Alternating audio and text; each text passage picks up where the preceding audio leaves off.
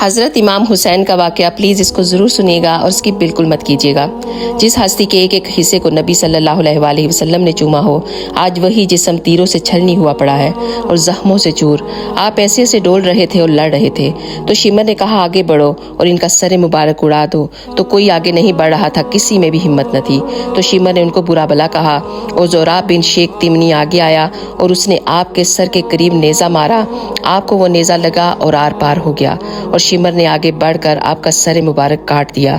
شیطان کربلا میں کھڑا ہو کر حضرت امام حسین کا وہ آخری سجدہ دیکھ رہا تھا کہ اچانک آسمان کی طرف دیکھا اور کہا تیری خدائی کو تو غور سے آج دیکھا ہے، کہاں معلوم تھا کہ نور عالم ایسے ہوتے ہیں۔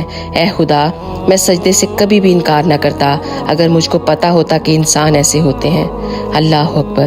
اگر آپ کو یہ ویڈیو اچھی لگی ہو تو پلیز ایک دفعہ اس کو لازمی شیئر کیجیے گا۔